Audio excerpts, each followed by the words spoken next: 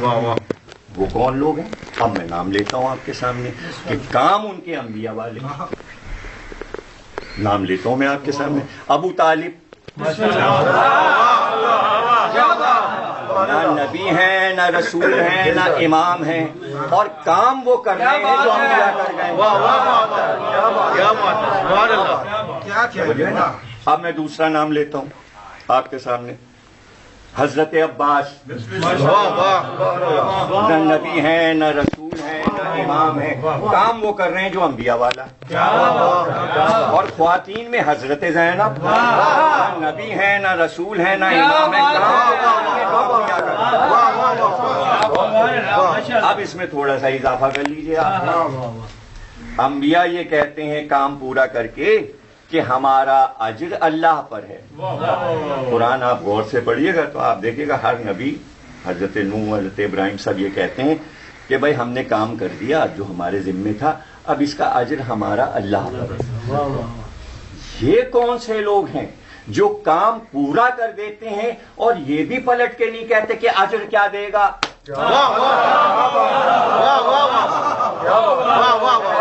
ہلکے پڑھ رہے ہیں، میں ڈوب جائیں، دین میں ڈوب جائیں. یعنی ابو طالب نے سارے کام پورے کر دیے، لیکن یہ نہیں کہا سرکار سے کہ بھئی کیا اجر کیا ملے گا. اب جو یہ نہ کہے سارے کام خدا والے کر کے کہ اجر کیا ملے گا، اسے کیا کہتے ہیں؟ اسے کہتے ہیں بے نیاز.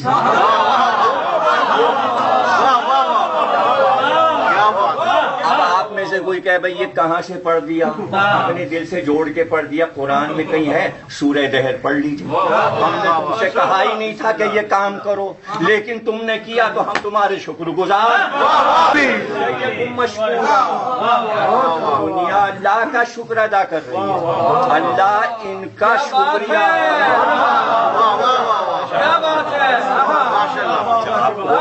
کہ بھائی جو بہت زیادہ مطالعہ کرے اور کوئی نوجوان کتابیں پڑھ کے آئے اور میرے پاس کہے کہ بھئی تو پھر نبی تو ایک عہدہ ہے، رسالت ایک عہدہ ہے، امامت ایک عہدہ ہے، تو ان کے پاس کیا کہیں گے؟ تاریخی اعتبار سے ان کو کیا کہیں گے؟ ان کا کیا عہدہ اور منصب ہے؟ تو وہ سن لیجئے ان سب کا کیا منصب ہے. ابو طالب، حضرت زینب، حضرت عباس، ان کا منصب ہے ولایت.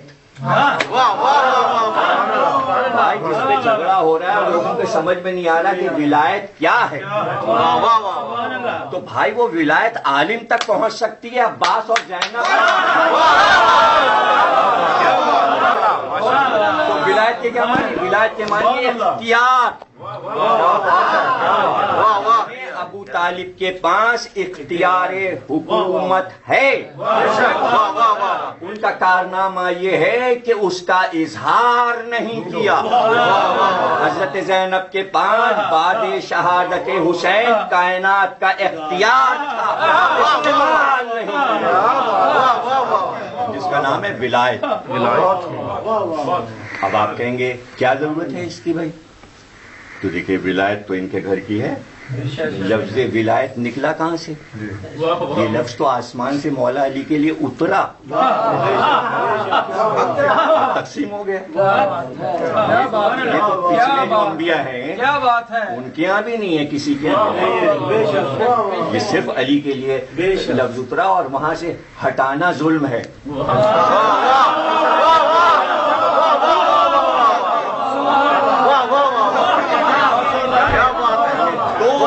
عالم کا اختیار علی کے پاس. اور یہ تو اختیار نہیں کہ سلیمان کو ملک ملا اور ختم ہو گیا، یعنی جب تک یہ کائنات رہے گی اور ہمیشہ رہے گی. کہتے کبھی یہ دنیا فنا نہیں ہوگی، یہ کبھی اللہ اس کو فنا نہیں کرے گا دنیا کو. وہ قیامت جو ہے تو وہ چھوٹا موٹا نظام شمسی کا حادثہ ہے.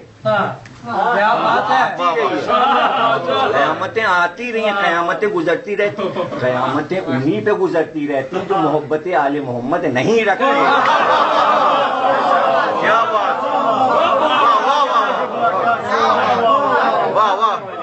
اور حدیث رسول ہے کہ جو محبت آل محمد رکھے گا، اہل سنت کی کتاب میں بھی یہ لکھا ہوا ہے کہ جب سور پھکے گا تو اصحاب نے کہا ہم بچیں گے کیسے؟ اس لیے کہ سور پھونکنے کے بعد تو کوئی بھی نہیں بچے گا.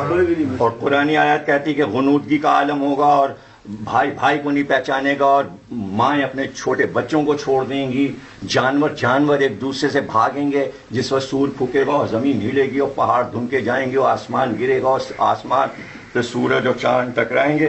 تو اس وقت فرمایا, مستدرک حاکم اہل سنت کی کتاب ہے, رسول اللہ نے فرمایا کہ جو بچنا چاہے عذاب قیامت سے وہ چلا چلا کے میری اولاد پہ درود پڑھے.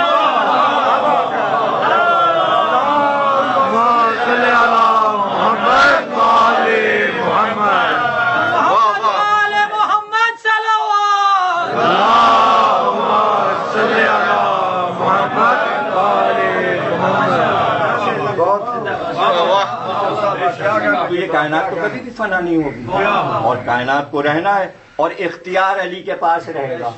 بے شک وہاں ثقیفہ نہیں ہے کہ خلیفہ بدلتا ہے, اختیار علی کے پاس رہے گا. اختیار علی کے پاس رہے گا اور ہے اس پر بھی ہے. تو اب ولایت تقسیم کرنے والے علی ہیں. کیا بات تقسیم کر دیں تو چھوٹے موٹے تو ولی بن ہی جاتے ہیں,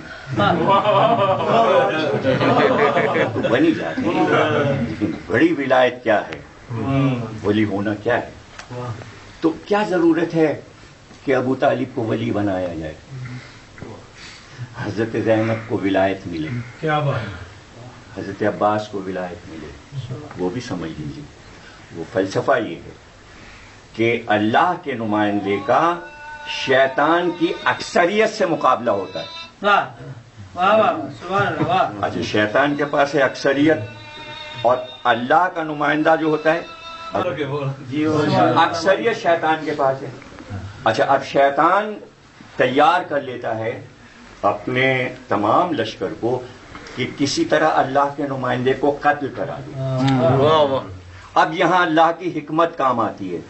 دیکھیے, جہاں سازش بن جائے قتل کی, سمجھ رہے نا آپ, تو وہاں شیطان کے نمائندوں سے بچنا, جان بچانا مشکل ہے. جب تک اللہ اپنی حکمت استعمال نہ کرے وہ بچ نہیں سکتا. اس لیے کہ ہر نبی کو شہید اور قتل کرنے کی کوشش کی گئی. پورا قرآن گواہ. نوح کی قوم نے چاہا نوح کو قتل کر دیں, فرعونیوں نے چاہا موسیٰ کو قتل کر دیں, لیکن اللہ کی حکمت کام آئی اور کوئی نبی سوا جناب زکریا اور جناب یحییٰ کے کوئی نبی قتل نہیں ہو پایا. سب کو اللہ نے اپنی حکمت سے بچایا کہ اس وقت تک زندہ رہو جب تک کہ تبلیغ پوری نہ ہو جائے. اب اسی کو سب سے آخر میں اللہ نے قرآن میں کہا کہ امام مہدی کے لیے کہا کہ دیکھیے ہر انسان کے لیے شہادت ہے, تو اللہ نے امام مہدی کے لیے کہا کہ ہم اپنے نور کو کامل کر کے رہیں گے. یعنی کوئی مہدی کو شہید نہیں کر سکے گا جب تک نور کامل نہ ہو جائے, چاہے دشمن اور کافر کراہتی کیوں نہ کریں اور انہیں ہلاک کرنا کیوں نہ چاہیں, لیکن اللہ کی حکمت ہے. تو اب حکمت کے لیے اللہ کو چاہیے کہ دشمن قتل کرنا چاہتا ہے اللہ کے نمائندے کو, تو اب اس میں اللہ نے حکمت یہ رکھی کہ کوئی ایک ایسا ہو کہ جو دفاع کرے, جو دفاع کرے اور اس دفاع میں اس کو قتل سے بچائے. اس لیے کہ اللہ خود تو آسمان سے اتر کے آئے گا نہیں اسے بچانے کے لیے, اس لیے وہ کوئی ایسا نمائندہ مقرر کرتا ہے جو نہ نبی ہو, نہ رسول ہو, نہ امام ہو. سمجھے منصب کیا ہے؟ ابو طالب کو اس لیے مقرر کیا تھا کہ محمد قتل نہ ہونے پائیں. یہ ہے ولایت ابو طالب. حضرت زینب کیوں ہیں ولیہ؟ اس لیے ولیہ ہیں کہ بعد کربلا جنہوں نے علی اصغر کو نہیں چھوڑا وہ سید سجاد کو کیسے چھوڑ دیں گے؟ یہ زینب کی حکمت ہے کہ سید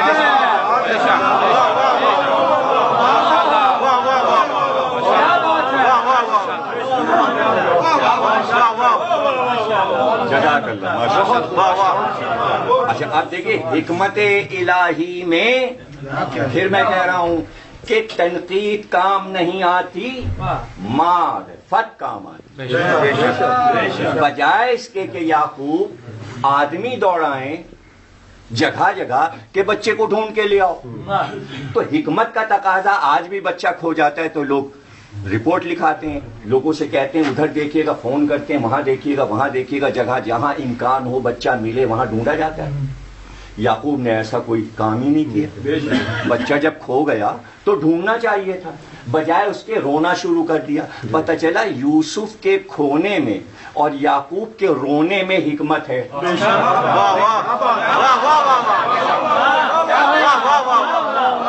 اگر آپ پورا سورہ یوسف جو کہ 111 آیتیں ہیں اور پڑھ ڈالیے، اس نظریے سے جو بات میں کہہ رہا ہوں، اس لیے نہیں ڈھونڈوایا تاکہ آنکھوں پہ پردہ پڑا رہے کہ شہید ہو گئے ہیں، تاکہ جہاں بچہ ہے خیریت سے رہے، ورنہ یہ پہنچ کے اسے مار ڈالیں گے۔ تو رونا شروع کر دیا کہ سب یہ سمجھیں کہ مر گیا۔ حکمت تھی، یعنی رونے میں حکمت ہے، رونے میں حکمت ہے۔ جب امام حسین رخصت آخر کو جانے لگے تو کہا، حضرت زینب سے فرمایا، کہا سید سجاد کو یہ قتل کرنے آئیں گے، انہوں نے ارادہ کیا ہے اور ارادہ کریں گے کہ میرے بیٹے کو مار ڈالیں تاکہ نسل امامت ختم ہو جائے، زینب تم کو بچانا ہے۔ تو بہن نے بھائی سے کہا میں کیسے بچاؤں گی؟ کہا حکمت، حکمت الہی۔ زینب نے کہا کیسے؟ کہا اتنا رونا لپٹ کے سید سجاد سے کہ تمہارا گریہ دیکھ کے یہ بھاگ جائیں گے۔ اب سمجھے گریہ میں کیا حکمت ہے؟ جیسے یعقوب یوسف کو بچا رہے ہیں، زینب سید سجاد کو بچا نہیں سمجھ رہے آپ؟ تو رونے میں حکمت ہے میرے۔ جس دن آپ نے رونا چھوڑ دیا، آپ کا قتل عام پورے ورلڈ میں ہو جائے گا۔ اگر آپ نے سیاست اپنائی تو جو بحرین میں ہوا وہی ہوگا۔ پاکستان میں لوگ اٹھ رہے تھے کہ ریلی نکالو، یہ کرو، انقلاب برپا کرو، ہر جگہ انقلاب نہیں ہے۔ کیا بات ہے کہ ایران پورا شیعہ ہے، وہاں انقلاب ہو سکتا ہے۔ جہاں 50 فرقے ہوں وہاں شیعہ انقلاب کام نہیں کرے گا۔ وہاں حسین کا گریہ آپ کو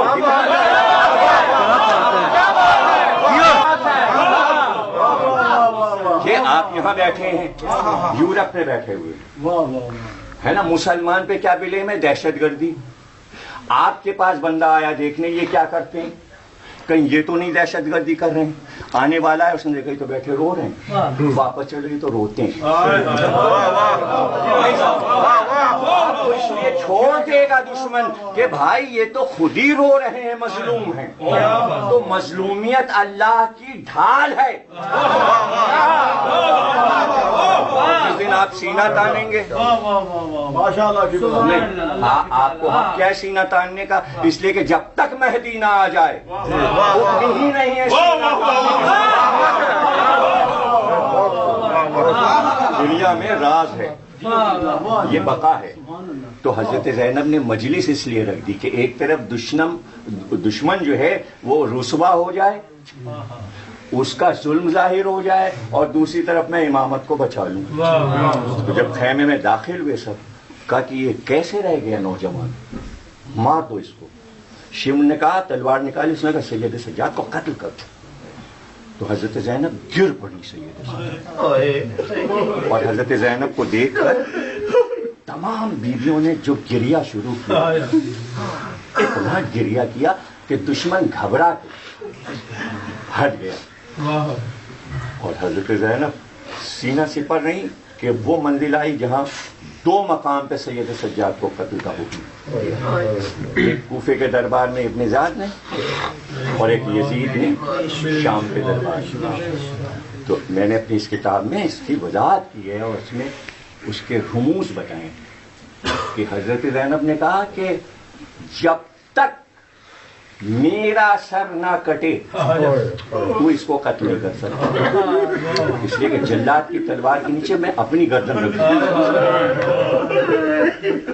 تو یہ مقام پر ابن زیاد کو کہنا پڑا میں نے ایسی عورت نہیں دیکھی کہ جسے اپنی جان کی پرواہ نہیں ہے اور اس نوجوان کو بچانے کے لیے قتل ہو جانا چاہتی ہے. آپ نے دیکھا یعنی دنیا انگشت بدندہ رہ جاتی ہے. ایسا کبھی ہوا ہی نہیں کہ کوئی یہ کہے کہ میری گردن کاٹ لے. یہی دربار یزید میں. تو چونکہ عورت کا قتل حرام ہے شریعت اسلامی میں اور نمائندے سارے شریعت والے دربار میں تھے، تو اب یزید یہ کیسے کہے کہ زینب کو بھی قتل کر دو پھر سید سجاد کو. اس طرح سید سجاد کو حضرت زینب نے بچا لیا اور مدینے پہنچ کے یہ کہا کہ بھئی یہ ہے امانت الہی. یہ ہے حضرت زینب کی زندگی کا سب سے بڑا کارنامہ کہ امامت کو بچا لینا، اور صرف بچا نہیں لینا. دیکھیے کہ امامت کو بچا لینا یہ تو ہے ہی کارنامہ نہیں، بلکہ اپنے بیٹوں کو قربان کر دینا.